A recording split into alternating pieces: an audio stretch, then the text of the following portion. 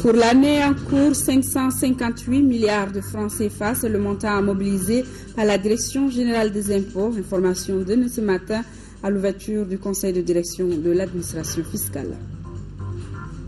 Le budget programme 2014 de l'aéroport du Mali se chiffre à plus de 8 milliards de francs CFA.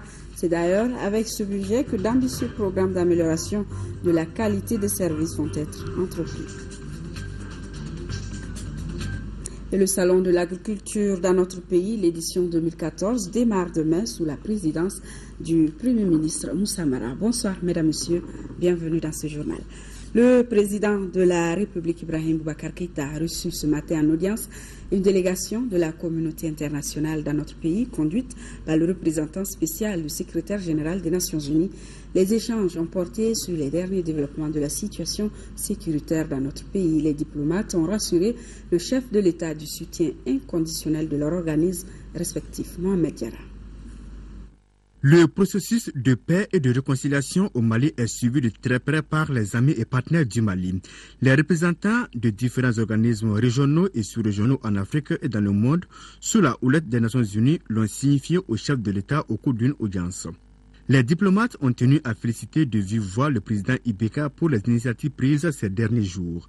Lesquelles initiatives visent le retour rapide de la sécurité sur l'ensemble du territoire et les interlocuteurs du président Ibeka de lui réaffirmer leur soutien indéfectible.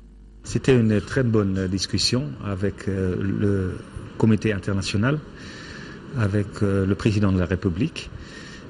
Nous avons eu la possibilité d'être reçus par lui et de lui féliciter avec le nouveau gouvernement, de lui rassurer de soutien des Nations Unies, des autres collègues de la communauté internationale pour avancer le développement, la réconciliation et la reconstruction.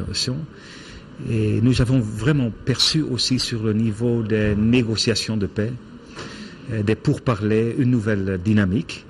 On était vraiment impressionnés par l'important discours du président de la République hier, qui veut prendre à moi lui-même personnellement comme grand homme d'État les négociations.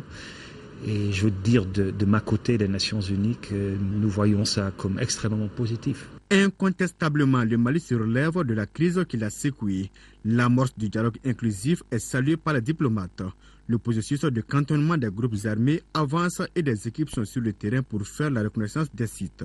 Cette dynamique d'échange vise à favoriser l'unité et la cohésion sociale au Mali. Et ce communiqué conjoint du président de la République française, François Hollande, et du président de la République du Mali, Ibrahim Boubacar Keïta, communiqué ainsi libellé. Le président de la République française et le président de la République du Mali annoncent la libération des 5 humanitaires maliens capturés le 8 février dernier par un groupe terroriste. 4 d'entre eux sont des employés du Comité international de la Croix-Rouge. Ils sont en bonne santé. Leur libération s'est effectuée dans le cadre d'une action des forces armées françaises conduite ce matin au nord de Tombouctou. François Hollande et Ibrahim Boubacar Keïta expriment leur soulagement et adressent leurs félicitations aux militaires français qui ont permis aux 5 hommes détenus par les terroristes de recouvrer la liberté. Le président Ibrahim Boubacar Keïta remercie et adresse sa profonde gratitude à son homologue François Hollande pour l'engagement de la France aux côtés du Mali depuis 2013. La France et le Mali demeurent résolument engagés aux côtés d'autres nations dans la lutte contre le terrorisme, le crime organisé et le narcotrafic dans le Sahel. En visite au Sénégal, le président de la République, Ibrahim Boubacar Keïta, a rencontré la forte communauté malienne et naturellement, ce sont les sujets d'intérêt national qui ont été évoqués avec le chef de l'État. La rencontre a été suivie par Amadou Sankaré.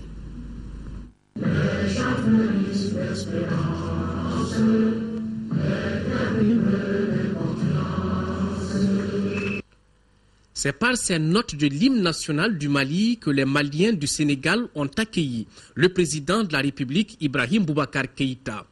Le cadre choisi pour abriter cette rencontre est l'université Cheikh Anta Diop, un haut lieu du donner et du recevoir.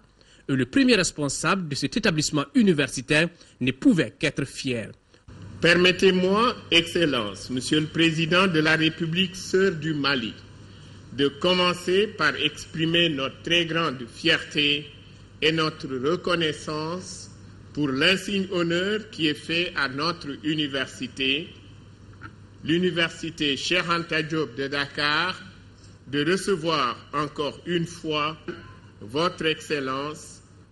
On comprendra donc aisément que pour exprimer ma joie et ma fierté, je m'autorise une excursion hors des limites de la règle et me hasarde en sollicitant d'avance la mansuétude de tous à vous souhaiter la bienvenue dans une des langues de votre pays et du nôtre, ainsi que la quasi-totalité des pays de la sous-région. Et Bismillah Keïta.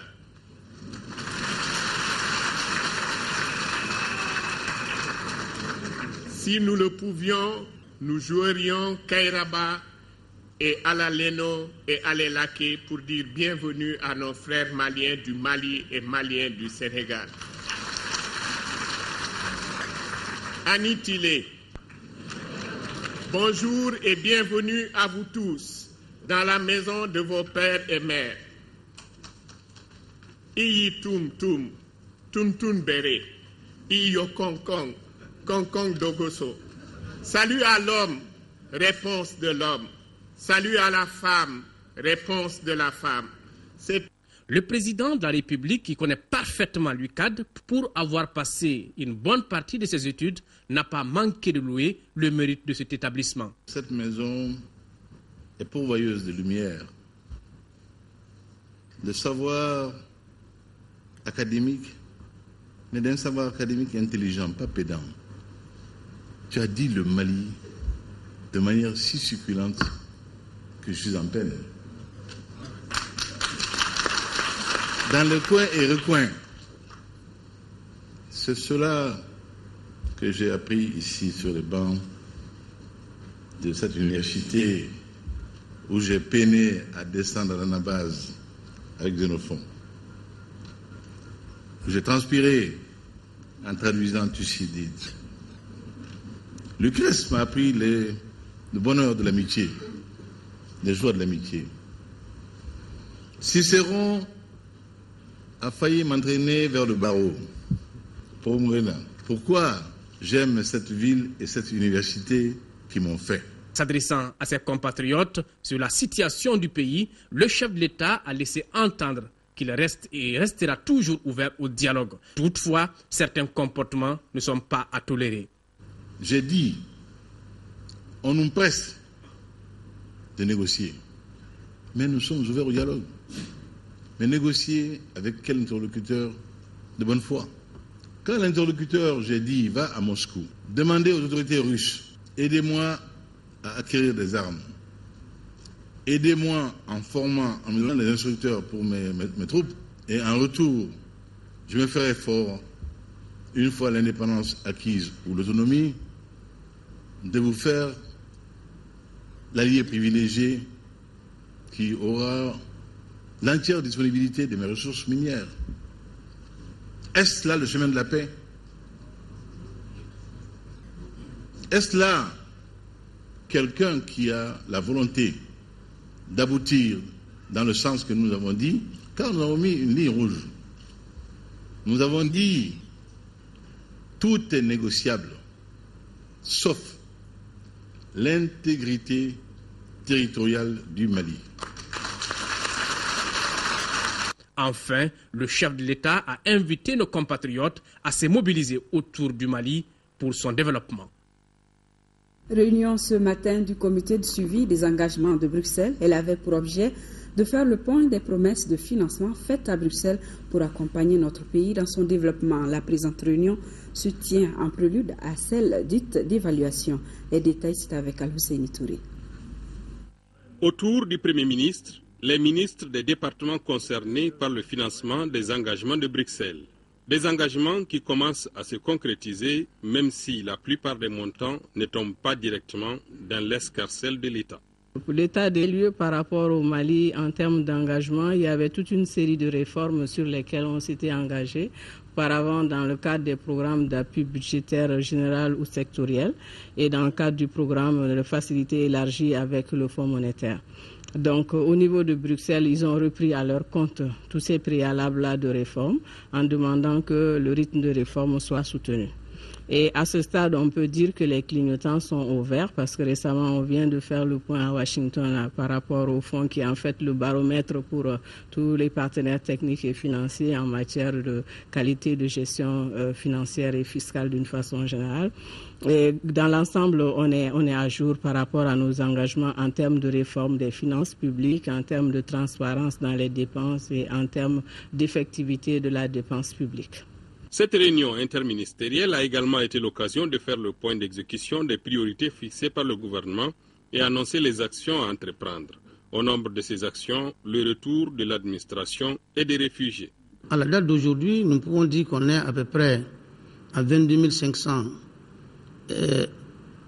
réfugiés qui sont rentrés au pays d'une manière spontanée. Et il y a également un programme avec nos partenaires de la CR que nous avons élaboré et qui permet, en attendant que d'autres mesures soient prises, pour inciter ces compatriotes à retourner en leur payant un pécule pour les permettre de quitter les camps de réfugiés et rejoindre leur pays. Et ce programme avec la CR, nous allons le poursuivre pour d'autres pays, le Burkina et la Mauritanie éventuellement. Une commission interministérielle qui a été mise en place il y a environ 3 mois a estimé qu'il fallait envoyer une mission dans ces pays d'accueil, et ces missions qui ont pris contact avec les autorités administratives et politiques de ces pays avaient surtout pour objet de préparer le terrain en vue de la signature des accords tripartites avec tous ces pays-là. Pourquoi ces accords tripartites? D'abord le pays d'accueil, le Mali et le HCR, qui doivent définir les modalités d'un retour organisé de ces populations. Et c'est à partir de ces accords que nous serons en mesure de faire un chronogramme et un calendrier détaillé des retours des populations. La réunion du comité de suivi a permis de faire le point d'exécution des engagements de Bruxelles et de bien préparer la prochaine réunion qui se tiendra le 15 mai prochain à Bamako. Le président de l'Assemblée nationale a reçu en audience le chargé d'affaires administratives par intérim de l'ambassade de la République bolivarienne de Venezuela. Il a été question du renforcement de la coopération et de la relance des accords de partenariat entre notre pays et la République bolivarienne. Écoutons Jesus Alberto Garcia au micro de Fatoumata Kone. En el plano de la cooperación. En termes de coopération, après la visite de notre Excellence, le commandant Hugo Chavez, il nous a laissé la ligne de renforcer la coopération avec la Mother Terre Afrique en commençant par le Mali. Au niveau de Venezuela, notre coopération avec l'Afrique doit commencer par le Mali. Et ce qui concerne sa visite, lors de cette visite de l'appui, ils ont pu mettre beaucoup de choses en place. Ils ont signé des protocoles d'accord. Il y a plus de 11 protocoles d'accord qui ont été signés lors de cette visite. Ces protocoles actuellement ne sont pas relancés. Et nous sommes là dans ce cadre de la relance de cette coopération dans beaucoup de domaines surtout. Actuellement, c'est que nous faisons beaucoup l'emphasis sur la formation des ressources humaines, ce qui explique la présence de 20 étudiants maliens au Venezuela. Et dans les jours à venir, nous allons augmenter le nombre de bourses pour les étudiants maliens. Ce qui concerne le groupe parlementaire, nous allons voir dans un premier temps essayer de mettre en place un accord de coopération entre le Parlement vénézuélien et le Parlement malien. Dans ce sens que le Parlement vénézuélien peut appuyer le Parlement malien dans le sens de la formation, surtout que le Venezuela a plus de 200 ans d'indépendance et l'Assemblée vénézuélienne est constituée de plus de 300 députés. Donc, plus de 300 députés, dont plus de 150 femmes, pour essayer de voir la possibilité d'avoir une première visite pour faire ça, de plus de contact avec l'Union et après voir ensemble ce qui est possible de faire pour que les deux pays puissent bénéficier et que ce soit une relation de complémentarité. Nous restons à l'hémicycle où un juge de la Haute Cour de justice a prêté serment ce matin. C'était au cours d'une cérémonie solennelle présidée par le président de l'hémicycle en présence des présidents des institutions de la République. Nous aussi Sissoko.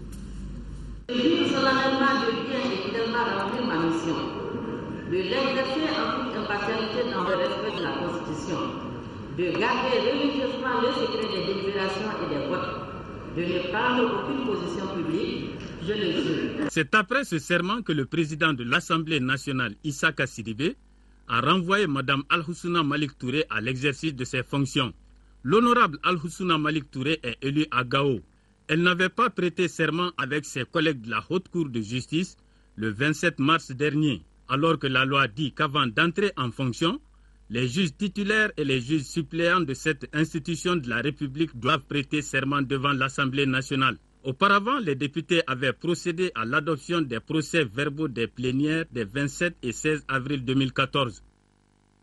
La Direction générale des impôts doit mobiliser pour cette année plus de 558 milliards de francs CFA. L'information nous a été donnée ce matin à l'ouverture du Conseil de direction de l'administration fiscale. Les travaux de 3 jours portent sur l'analyse des recettes 2013, la présentation du plan stratégique 2014-2016 et les réformes en cours à la direction des impôts. Brahma Traoré, compte rendu. La Direction générale des impôts voit grand en 2014, une année au cours de laquelle elle entend mobiliser plus de 558 milliards de francs CFA, un montant supérieur à celui de l'exercice 2013 qui était de 521 milliards de francs CFA, un objectif difficile à atteindre sans la mobilisation générale du personnel des impôts. C'était un impératif pour nous de renouer avec notre efficacité coutumière, un défi que la Direction générale des impôts et la section syndicale devront relever en rétablissant avec tact et discernement la cohésion sociale au sein de la famille des impôts. D'ores et déjà, un cadre de dialogue a été mis en place afin de favoriser des discussions responsables dans un cadre de respect mutuel. D'autres défis se posent à l'administration fiscale malienne. On note en l'occurrence l'insuffisance des ressources humaines qualifiées, le décalage entre l'extension du réseau informatique et la prise en charge des besoins nouveaux, des difficultés qui sont loin d'occulter les réformes engagées pour améliorer les procédures de gestion des impôts. Il s'agit entre autres de la réforme des moyennes entreprises, de la mise en œuvre des mesures préalables à la suppression de la retenue à la source de la TVA, de la gestion informatisée des exonérations fiscales. Pour les premiers responsables du département de l'économie et des finances, la mobilisation des ressources doit être au cœur de notre développement. Occasion pour Mme Boiré Félicie Soko de saluer l'efficacité et la persévérance du personnel des impôts à améliorer davantage l'assiette fiscale. Je tenais ce matin à saluer vraiment votre professionnalisme, votre contribution au financement du développement économique de ce pays, de la création de cette direction à aujourd'hui. Et je ne doute pas que dans les mois à venir, vous saurez nous prouver davantage de quoi vous êtes capable. Je crois que la façon dont on a terminé l'année 2013, le dernier trimestre en dit long. Et nous avons confiance qu'en fin d'année, nous serons au rendez-vous des recettes telles que nous nous les sommes assignées. En tout cas, ma présence, c'est vous dire que le soutien du ministère de l'économie et des finances ne vous fera pas défaut. La Direction générale des impôts se veut une administration fiscale moderne et efficace, soucieuse de la qualité de gestion et du service à la clientèle. 4e revue sectorielle des transports. Elle a réuni tous les acteurs du secteur des transports 2 jours durant. Ils vont échanger et faire le bilan de la mise en œuvre des politiques et stratégies prévues dans les différents domaines des transports. Daouda Sidiki Diarra. Pour le compte de l'année 2013, les acteurs du secteur des transports sont invités à une analyse critique et objective de leur revue sectorielle. C'est là afin que les nombreux défis de 2014 puissent être relevés. La réunion sur la revue sectorielle des transports est également un cadre de concertation, une tribune qui nous permettra d'appréhender l'évolution du secteur, d'en dégager les difficultés et de mieux cerner les perspectives. Plus spécifiquement, la revue devra permettre de faire le bilan de la mise en œuvre des politiques et stratégies prévues dans les différents domaines couverts par le secteur, à savoir le domaine des infrastructures routières, celui du transport de surface et celui du transport aérien. La revue sectorielle permettra aux acteurs des transports et les partenaires techniques et financiers de parvenir à une vision commune du secteur et de dégager les priorités. Fiers d'assister à cette 4e revue, les partenaires techniques et financiers du secteur des transports au Mali ont pour ambition de changer le visage du pays grâce à la construction des routes. Depuis janvier 2013, nous avons mené ensemble 2 grandes actions. Premièrement, la définition d'une nouvelle politique nationale des transports et des infrastructures. Et deuxièmement, la création d'une plateforme de dialogue piloté par le ministère des Transports, qui rassemble de nombreux acteurs publics et privés afin de résoudre ensemble les problèmes du secteur. Je voudrais vous assurer de notre plein soutien pour assurer le financement de la réhabilitation de la ligne de chemin de fer dans son intégralité. Le second projet est la réalisation de l'axe routier Sévaré, Gao, Bourem, Kidal, frontière Algérie, dont la programmation devrait être discutée dans les semaines à venir. L'entretien et la modernisation du réseau routier, de la lutte contre la surcharge des véhicules, la sécurité routière, l'avenir du rail, le transport aérien, la navigabilité du fleuve Niger sont autant de questions qui sont à l'ordre du jour. C'est pourquoi le ministre de l'Équipement, des Transports et du Désenclavement a invité les participants à avoir des idées fécondes afin d'avoir des résultats concrets. Le budget programme 2014 de l'aéroport du Mali se chiffre à plus de 8 milliards de nos francs. C'est d'ailleurs avec cette somme que d'ambitieux programmes d'amélioration de la qualité des services sont prévus. C'est en tout cas le souhait des administrateurs réunis pour la 45e session du conseil d'administration de l'aéroport du Mali. Daouda Sidiki Diarra. Mesurer les forces des aéroports du Mali tout en validant les grandes orientations budgétaires, c'est la vision de la direction de ce service aéroportière qui tient la 45e session de son conseil d'administration. Cette session aura à se pencher sur le rapport d'activité 2013 et l'examen du projet des activités et budget 2014. L'exercice 2013 a enregistré un chiffre d'affaires de 4 milliards 958 millions 108 507 francs, soit un taux de réalisation de 99% par rapport à la prévision et une hausse de 12% par rapport à 2012. Ces résultats encourageants augurent une belle perspective pour Aéroport du Mali en l'entame du programme d'activité 2014. Dans le souci de renforcer la qualité des services et des prestations dans les aéroports, l'année 2014 sera marquée surtout par les activités courantes des différentes directions opérationnelles et services rattachés, entre autres l'entretien et la maintenance des équipements aéroportiers, l'opérationnalité de la vidéosurveillance de l'aéroport, le développement des ressources extra-aéroportières. Face à la menace continuelle du terrorisme, de meilleures perspectives de trafic sont attendues pour l'exercice 2014. Pour parvenir à la mise en place effective de ce programme d'activité, le budget prévisionnel 2014 se chiffre à hauteur de 8 milliards 331 millions 513 521 francs en termes de ressources, 6 milliards 808 980 000 en dépenses, 1 milliard 950 millions en termes d'investissement. Aéroport du Mali représente l'ensemble des installations nécessaires au trafic aérien. C'est un établissement public à caractère industriel et commercial. L'Agence pour l'aménagement et la gestion des zones industrielles du Mali, AZSA, tient également son conseil d'administration. Deux points étaient à l'ordre du jour de cette 10e session. Il s'agit de l'adoption du budget 2014 et du point d'avancement des travaux d'aménagement sur différents sites inscrits au programme 2014. Ces sites concernent les zones industrielles de Sanankoroba, de Wélé-Sébougou et du Mandé. Pour leur aménagement, l'AZSA mobilisera 1,5 milliard de nos francs. Abdrahman Mega. Au terme des travaux de cette 10e session, les administrateurs de l'Agence pour l'aménagement et la gestion des zones industrielles du Mali, AZSA, ont adopté le budget de l'exercice 2014. Ce budget est équilibré en recettes et en dépenses à la somme d'1,5 milliard de francs CFA. Une somme qui permettra à cette structure de faire face à ses engagements de 2014, à savoir l'aménagement des 3 zones industrielles dans 3 communes rurales du Mali, Sanankoroba, Wélé-Sébougou et Mandé. Cette session sera également pour nous l'occasion de passer en revue les activités menées sur le terrain dans le cadre des opérations d'aménagement des zones industrielles retenues au programme. 2014 verra aussi le démarrage des études de faisabilité pour l'aménagement des zones industrielles de 10 localités du pays, Ségou, Kaï, Fana dans la région de Koulikoro et Koudjala dans la région de Sikasso.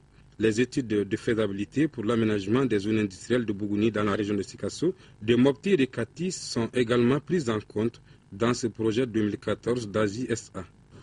L'agence a pu réaliser à hauteur de 110% ses prévisions en recettes de l'année 2013. En plus de l'aménagement de ces zones industrielles, l'AZSA fera également face à la gestion des espaces à travers la mise en œuvre d'un certain nombre d'activités, notamment l'organisation des affaires courantes concernant l'administration et l'entretien des zones, des infrastructures de voirie, la surveillance en matière de respect des clauses du contrat d'attribution et du cahier de charges.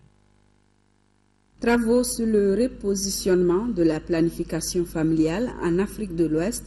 Les représentants de la société civile du Bénin, du Sénégal et du Mali sont depuis ce matin en réunion pour 2 jours. Ils aborderont différents sujets, parmi lesquels les bonnes pratiques et les contraintes liées à l'accès et à l'utilisation des produits contraceptifs. Ramata Konate. Après 2 années d'activités relatives à la planification familiale, l'heure est au bilan. Évaluer ce qui a été fait et ce qui reste à faire dans le cadre du projet renforcement de l'engagement de la société civile dans le repositionnement de la planification familiale en Afrique de l'Ouest. Il y a eu des interventions qui visaient les jeunes par rapport au service des PF. Donc on a eu qu'en termes de coordination des interventions, le message n'a pas bien passé. Après plus de 2 ans, la mise en œuvre de l'initiative apparaît comme une nécessité et la mutualisation des leçons apprises, des expériences antérieures avec l'ensemble des acteurs des 3 pays s'avère opportune pour des perspectives de pérennisation de l'engagement de la société civile dans la planification familiale. Cette rencontre, selon ses initiateurs, se tient au moment où des efforts restent à faire en matière d'accès aux produits contraceptifs. 30% des femmes voudraient soit espacer leur grossesse ou limiter les naissances. Elles n'arrivent pas, malheureusement, pas à le faire à cause des problèmes d'accessibilité géographique ou financière, mais aussi à cause des barrières, de beaucoup de barrières jusque-là socioculturelles. Donateurs et représentants de la société civile, tous s'imprègnent de l'évolution de la planification familiale, des leçons apprises et des initiatives entreprises par les organisations de la société civile pour la promotion de la santé et de la reproduction. Les pays concernés par cet exercice de 2 jours sont le Bénin, le Sénégal et le Mali. Actualité politique à présent, une délégation du parti de l'Union pour la République et la démocratie URD, conduite par Soumaïla Cissé, et une autre délégation du parti Force Alternative pour le Renouveau et l'Émergence phare en Kabylie, conduite par Modibo Sidibé, se sont rencontrés hier au siège de l'URD à Badalabougou. L'objectif de la rencontre est de construire un bloc politique de l'opposition, une décision issue des recommandations du premier congrès des phares en Kabylie. Mahamadou Doumbia, compte rendu. Réunis autour d'une même table et face à face, Soumaïla Cissé et Modibo Sidibé et l'ensemble de la délégation ont échangé pour s'accorder sur un consensus politique global.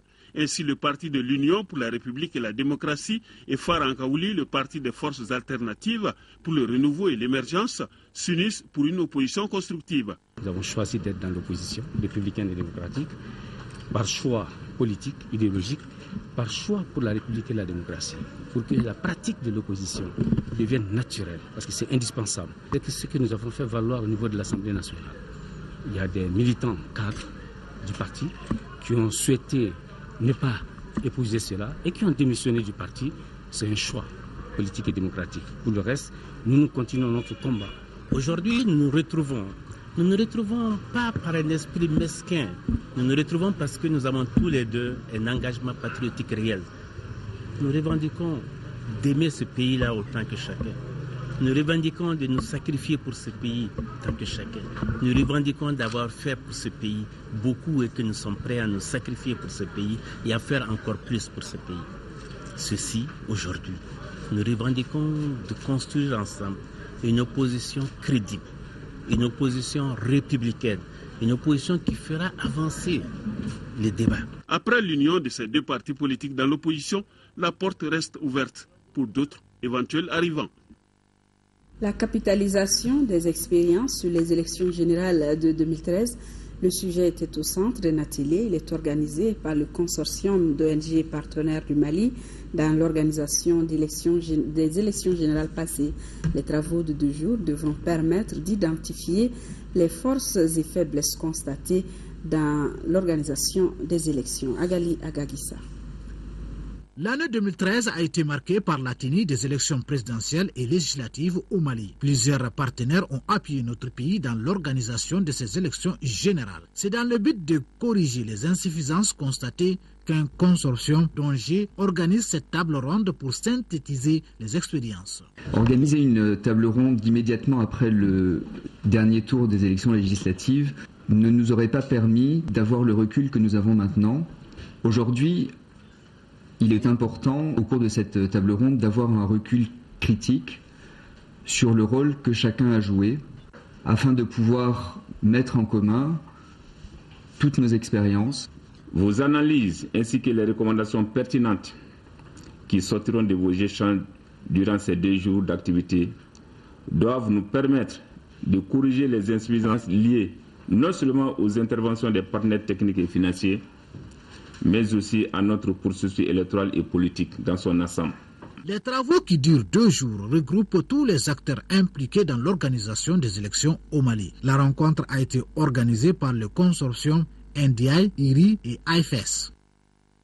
Cette autre rencontre qui s'intéresse à l'intégration des crimes de guerre et autres infractions graves dans la loi pénale de notre pays. Les représentants des ministres de la Justice et de la Défense et ceux des associations des droits de l'homme en sont les initiateurs. Ramata Konati. Cette table ronde sur le droit international humanitaire DIH au Mali s'ouvre sur un constat relatif au mutisme de la loi pénale sur les crimes de guerre et autres infractions graves commis sur le territoire national. Si un État ratifie un traité comme les conventions de Genève, il y a certaines obligations et certaines conséquences de la traduire dans les législations nationales pour après faciliter le suivi judiciaire d'éventuels abus de ce loi. Le Mali n'a pas encore traduit toutes ces obligations qui sortent ou qui découlent des conventions de Genève dans sa loi nationale, par exemple dans le code pénal, par exemple pour des crimes qui sont faits dans des conflits non internationaux. Ces insuffisances ou la répression des infractions au DIH, l'état des lieux de la mise en œuvre des traités ratifiés dans le domaine sont autant de sujets inscrits à l'ordre du jour de cette rencontre.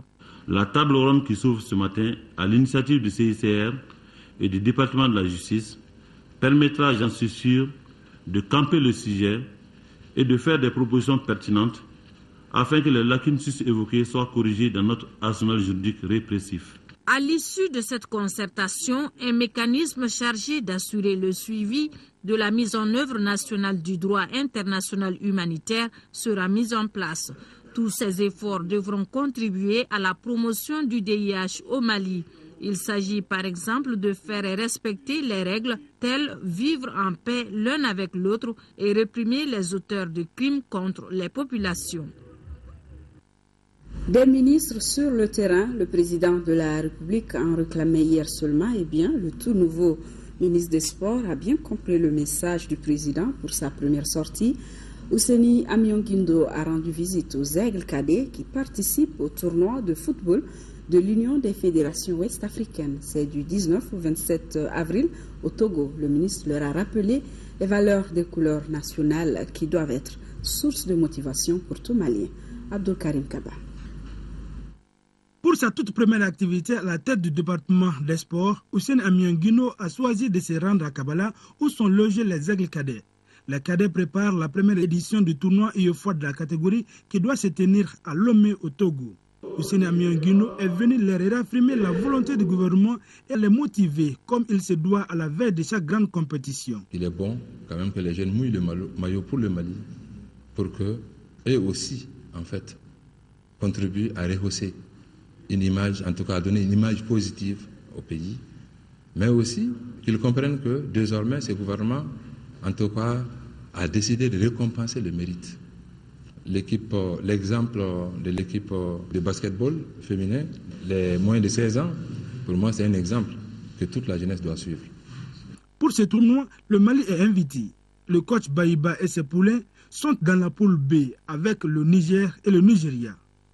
Le premier responsable des sports a saisi cette occasion pour visiter les locaux du centre d'entraînement pour sportifs de haut niveau, Ousmane Traoré. Là, le ministre a constaté les problèmes d'eau d'électricité, entre autres. Il faut que toutes les conditions soient créées pour le confort nécessaire pour permettre à l'équipe quand même d'être internée ici ou hébergée ici dans les meilleures conditions. Ousseynou Mianguino, ministre des Sports, a instruit à ses collaborateurs de résoudre au plus vite ces problèmes pour un bon séjour des équipes. Bonne chance aux cadets. Fini les risques liés aux armements et aux munitions obsolètes en deuxième région. Le Mali bénéficie désormais d'une expertise des Nations Unies pour la destruction de 85 missiles. Tientiembougou, le village du Sable, situé à une vingtaine de kilomètres de Koulikoro, a abrité hier une première cérémonie de destruction de 3 missiles. L'opération s'inscrit dans le cadre d'une vaste campagne de destruction d'armements et de munitions qui ne sont plus opérationnels. Brahima Kone pour les détails. Quand une munition est obsolète, elle devient dangereuse pour la population, d'où la nécessité de la détruire. Celle-ci est une parole d'expert livrée aux journalistes sur le site de destruction de munitions de Tientiembougou, un village situé à une vingtaine de kilomètres de Koulikoro. Les destructions de missiles, c'est toute une opportunité. C'est vraiment, il faudrait que cela soit porté à la connaissance de nos populations. C'est des vieux engins, c'est des appareils très anciens, obsolètes, hors d'usage. Il y en a qui datent de 50 ans d'âge et donc ils ne peuvent plus être utilisés. L'opération s'est déroulée en 2 phases.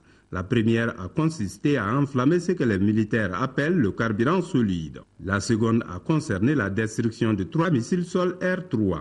Le matériel pour la mise en œuvre de ces missiles-là est obsolète. Un matériel obsolète qui ne sert à rien et qui est un danger pour la population, nous préférons détruire ce matériel-là et sauvegarder la vie de la population.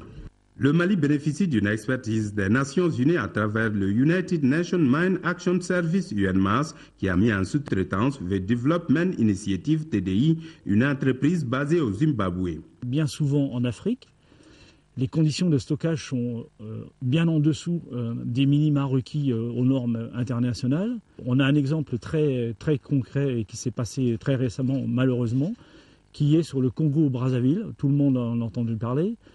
Il y a eu une grosse explosion, plusieurs tonnes qui ont fait des dégâts considérables. 14 missiles obsolètes avaient été déjà détruits. Globalement, la destruction devra concerner 85.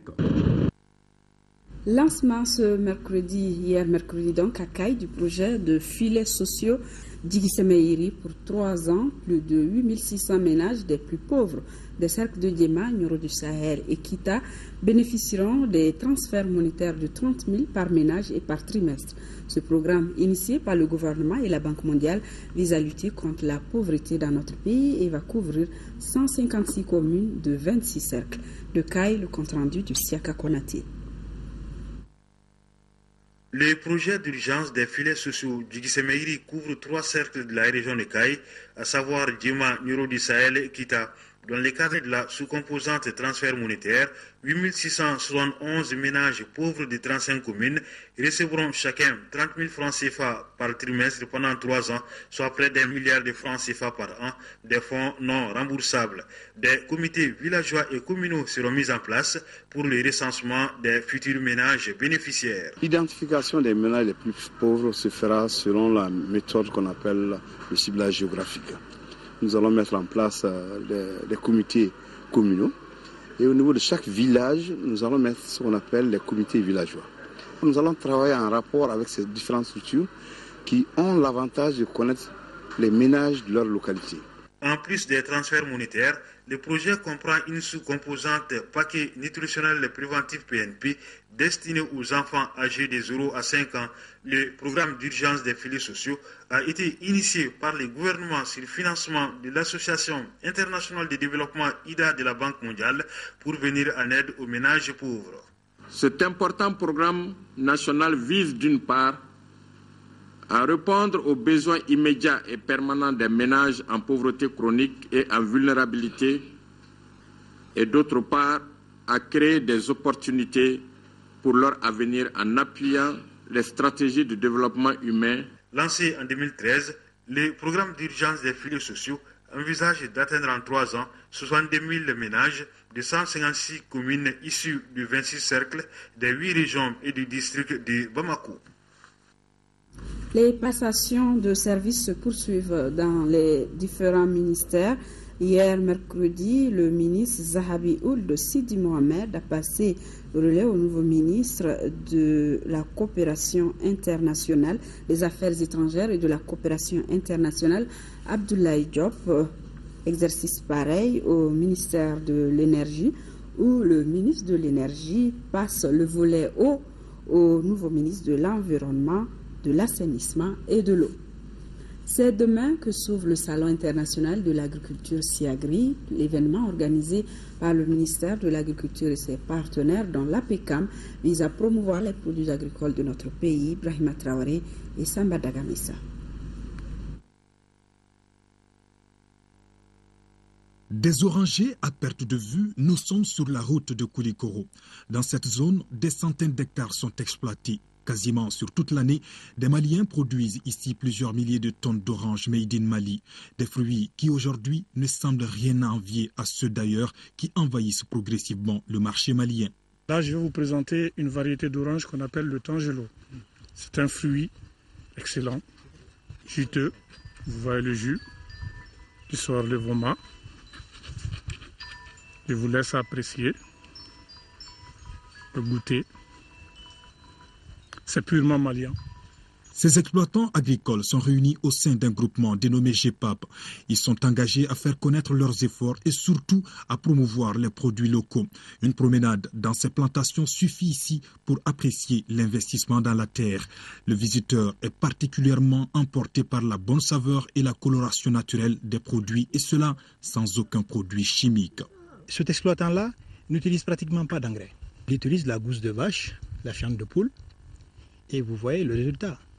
Ça, c'est un pied de tangelo qui est garni, qui est actuellement en concurrence avec les oranges de l'étranger, hein, mais qui n'est pas une variété. C'est une production qui n'est pas... Nous ne sommes pas complexés, nous ne sommes pas ébranlés par cette concurrence, parce que nous avons des variétés au Mali qui répondent aux normes sur le plan international. Moi, je fais partir mes oranges, les oranges de mon frère, je les cueille et je les amène en France. Je les envoie à mes amis qui les trouvent très naturels, qui les préfèrent aux autres fruits. Donc, si quelqu'un préfère d'autres fruits à nos fruits, je ne peux qu'en rire. Ces plantations sont suivies par des techniciens agroforestiers. Leur travail consiste essentiellement à traiter, greffer et à fumer les champs. Ils travaillent également dans la vulgarisation de nouvelles variétés d'oranges dans ces plantations. Il y a beaucoup de variétés d'oranges chez nous. Voilà une variété qu'on appelle la variété tangelo. Elles ont de gros fruits. Et ensuite, voilà la variété Fersel, qui fait intermédiaire entre les clémentines et le tangelo. Voilà encore une autre variété qu'on appelle la variété japonaise appelée Frémont. Et ensuite, vous avez, comme je vous ai toujours dit, ça c'est une variété orange qui a de coloration verte. Elle va en maturation avec cette couleur-là. Ça ne change pas. Et en plus, voilà une autre variété qui a été tirée dans le tangelo, qu'on appelle la variété tardive du tangelo. Ça, c'est le tangor. Ces paysans de ville s'intéressent aussi à la production de contre-saison. Illustration dans cette plantation de 10 hectares. Ici, les arbres ont une moyenne d'âge de 25 ans. Toutes les productions de cette plantation sont vouées pour la contre-saison, c'est-à-dire juillet, août, septembre, octobre, novembre, décembre 2014. Donc ici, c'est un stade de fructification.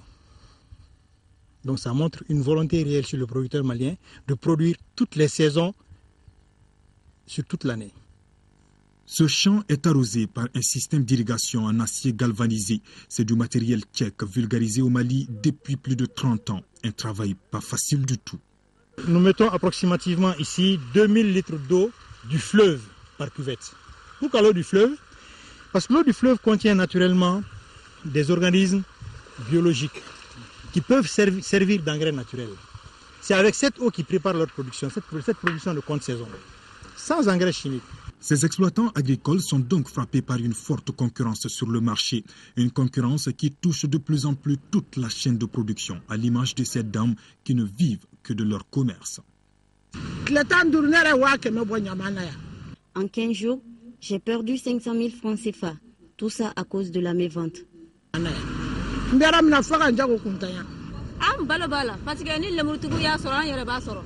Nous vivons de la vente de ces fruits. Si la concurrence frappe les producteurs, ça nous frappe aussi. Ce que nous employons au niveau de l'agriculture, au niveau de l'élevage, au niveau de l'apiculture, ils sont tous là avec leurs femmes, leurs enfants. Leur vie, c'est ça. Les femmes qui se déplacent, qui viennent nous prendre nos produits pour aller les revendre dans le marché, leur vie, c'est ça. Elles payent leurs enfants, les études, les médicaments, tout. Tout sort de cette terre. Pas seulement chez moi, mais c'est pareil partout. L'élevage, c'est pareil. Les chauffeurs de Sotrama qui viennent ramasser leurs produits pour les livrer dans le marché, mais eux aussi, leur gagne-pain. Mais c'est pareil.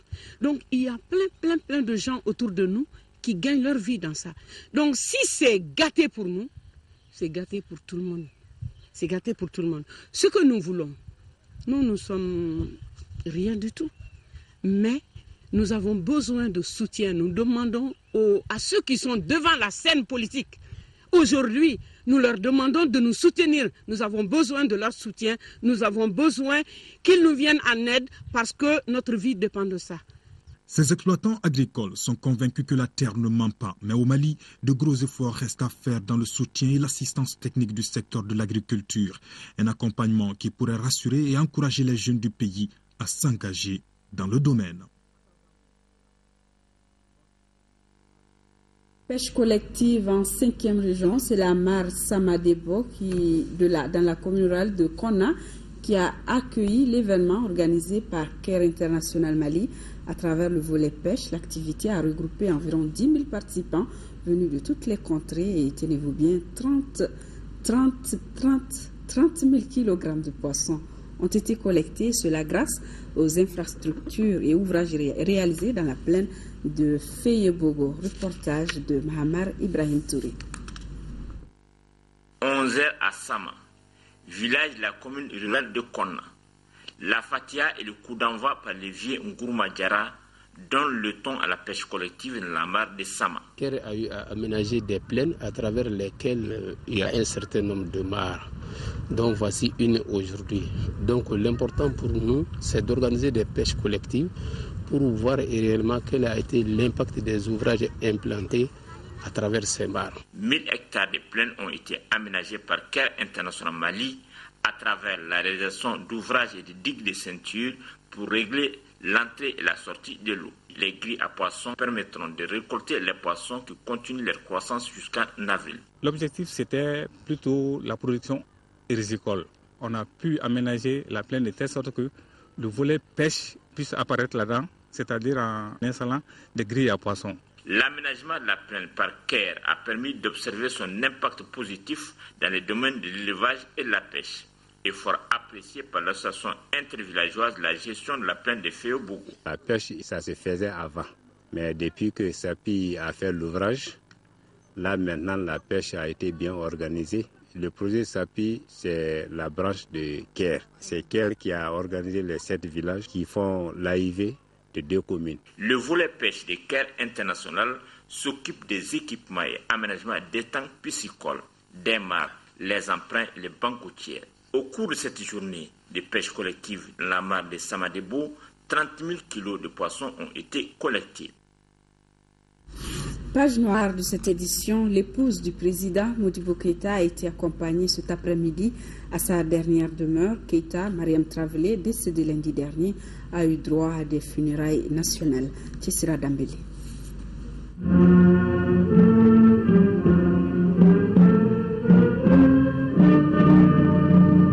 Le boulevard de l'indépendance de Bamako pour les funérailles officielles de la pionnière de l'indépendance que fut Keïta Mariam Travelé. Tout un symbole, 37 ans après la mort de son mari Modibo Keïta, premier président du Mali.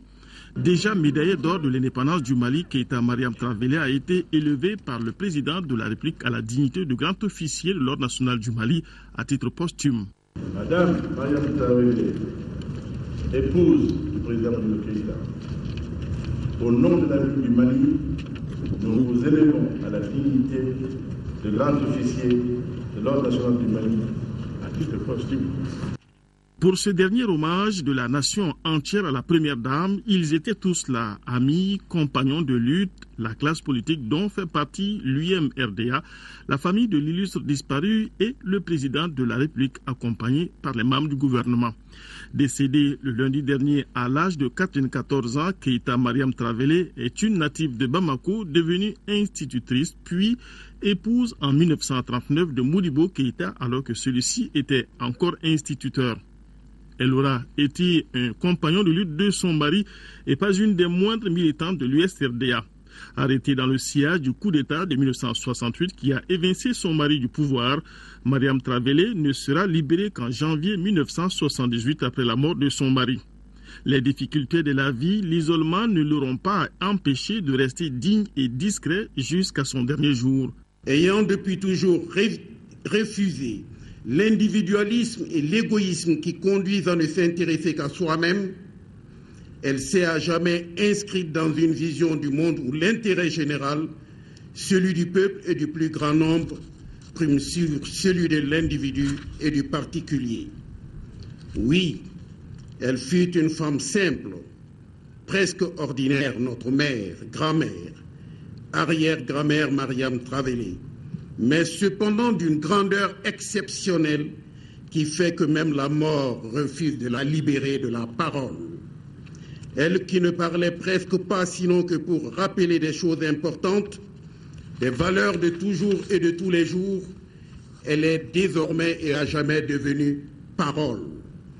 Elle parlera maintenant constamment à nos consciences pour nous rappeler à l'honneur, pour nous inviter à inscrire nos actes, nos faits, gestes et dires dans la dignité et l'honnêteté.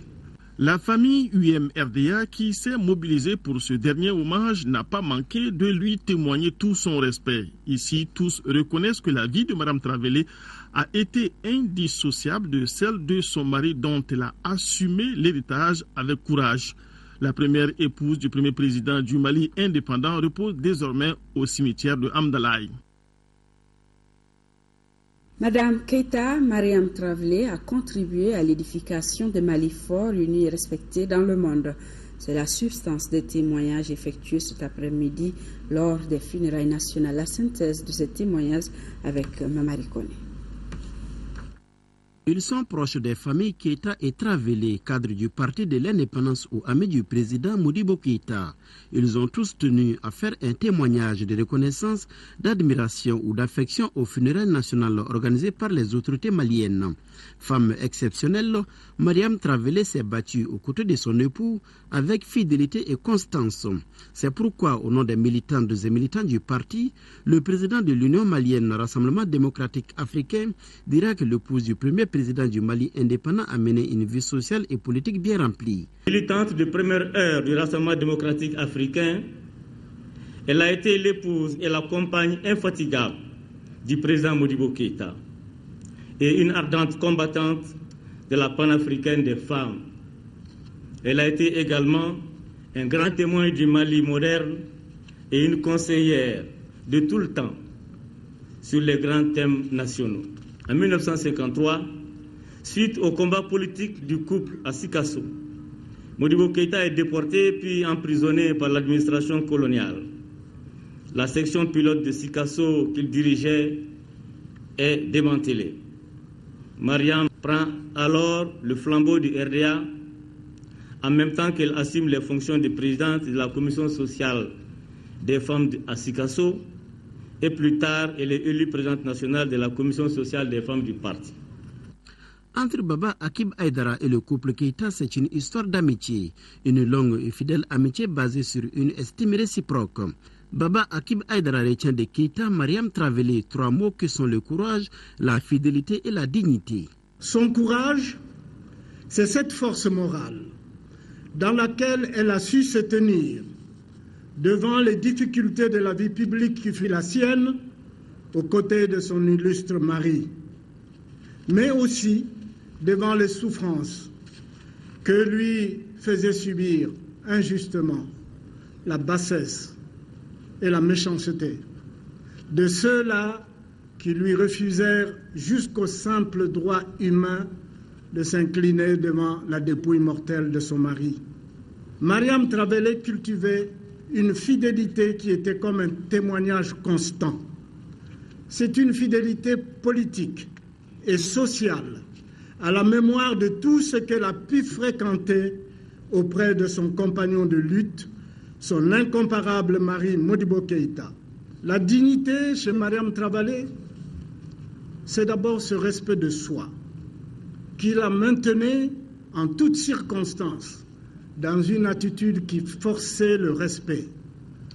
Peu de mots publics, des gestes mesurés, toujours attentive à tout ce qui arrivait à son parti, le RDA, mais aussi au battement du pouls de l'opinion publique profonde qui parvenait jusqu'à elle. Camarade de lutte du président Modibo Keïta, Amadou Sédou Traoré, dit Amadou Djikoroni, a fréquenté pendant longtemps le couple présidentiel.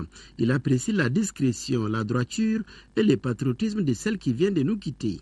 Au fur et à mesure des victoires du parti, le couple vécu à Bamako, à Paris et Dakar, Mme Traoré resta comme avant, modeste, avec une élégance naturelle, attentive à son entourage, aux amis et parents.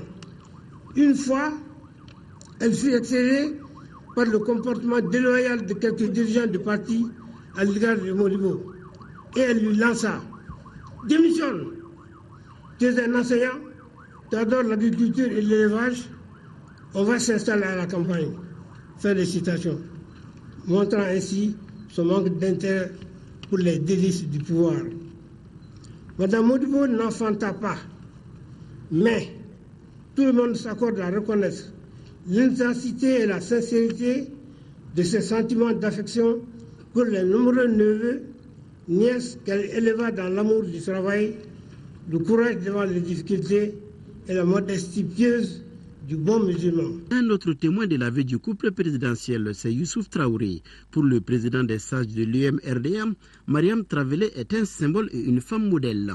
1939, quand nous étions à l'école Théâtre de Fougères et en 40, quand le feu Modibo Keïta a été notre surveillant général, nous avons côtoyé et ce couple exemplaire. C'est une noix de cola, comme deux cotylédons, Mariam et Modibo. Aujourd'hui, et nous pouvons dire que le feu Modibo peut dormir tranquille, réhabilité par son épouse fidèle. Nous l'avons abordé depuis 1939. Nous avons fait la lutte anticoloniale et nous avons fait la lutte politique. Mariam est d'une célébrité exceptionnelle, née dans une famille noble. Le peuple malien rend ainsi hommage à une femme qui s'est beaucoup battue pour la liberté, l'unité nationale et le bien-être tout court du Malien. Et ce communiqué de condoléances du comité exécutif central du parti Elema qui s'incline devant la mémoire de Keïta, Mariam Traoré, ancienne première dame du Mali. En cette douloureuse circonstance, le parti Elema adresse ses condoléances les plus attristées à la famille de l'illustre disparu. Que son âme repose en paix. Et nous bouclons cette édition par cette annonce. Donc, vous pourrez suivre après ce journal la traduction en langue bamana du discours prononcé par le président de la République hier lors du premier conseil des ministres du gouvernement Moussa Mara. Et la fin des délestages, ce serait pour très bientôt une bonne nouvelle en tout cas. La société des SA y travaille et la situation devrait s'améliorer considérablement d'ici la semaine prochaine. C'est ce qu'assure le directeur général de la société EDM, Doro Berté. Il est l'invité de ce soir de Yaya Konaté dans l'interview de la semaine. Un entretien à suivre donc après certainement le discours du président de la République. Cette édition s'achève. Merci de l'avoir suivi. Très bonne suite à tous.